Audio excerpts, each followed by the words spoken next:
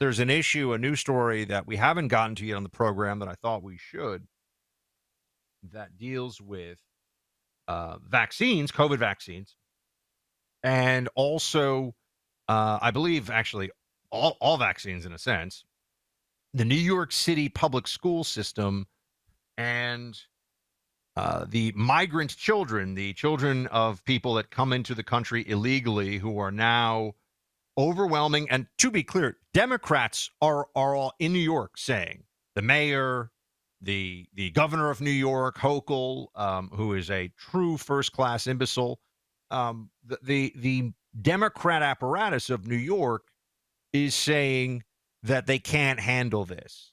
They're saying that the influx is too much on the resources. It's taking billions of dollars, et cetera, et cetera.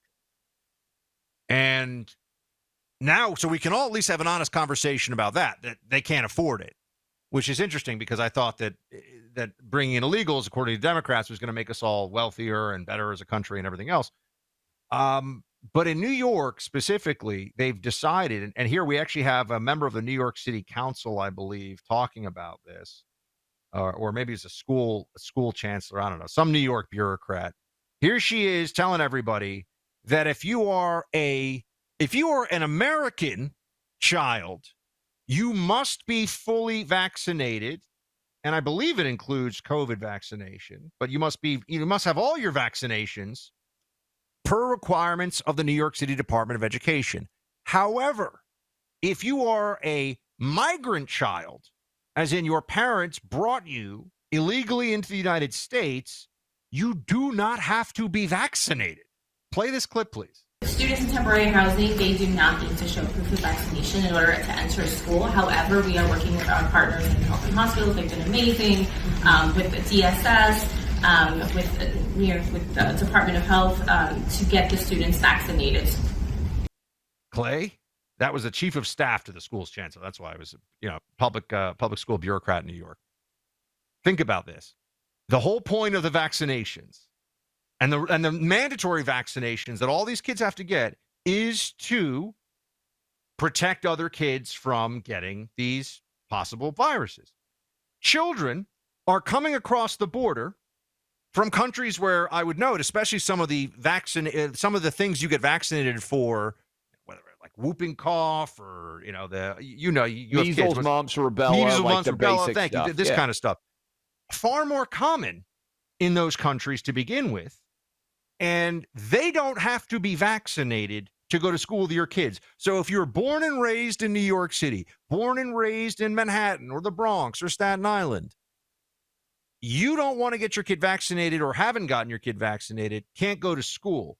You're a migrant who's been in the country for a couple of weeks, and your children have a waived requirement for vaccination to be in the school.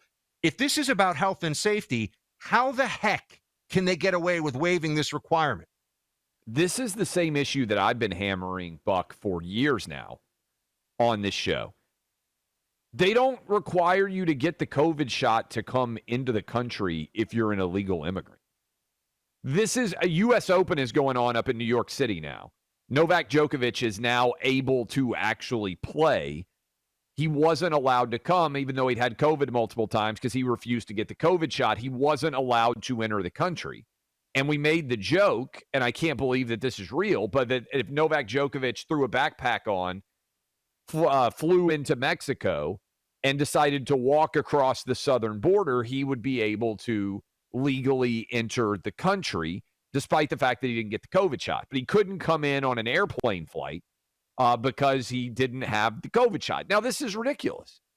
And now in New York, which you know better than anybody because you lived through COVID in New York, you couldn't go to McDonald's without showing your COVID shot card to get into Manhattan, right? Like you had to have a COVID shot card to be able to enter into virtually any restaurant in the entire city of Manhattan and all over New York State. Can I also tell everybody that the Democrat enclave of New York City, the dystopia increasingly that they bring about, they won't even give any religious exemptions for any of the mandated. Keep in mind, everybody, this isn't like a COVID thing specifically. Any mandated vaccine. They will not give you an exemption. Doesn't matter what your religion says. Doesn't matter what the parents say. Fine. But if you're an illegal, the rules don't apply. I just think about that for a moment, everyone. If you're an illegal, you can be a health risk to other children in the classroom. But if you are an American, you are barred from attending school until you get these shots.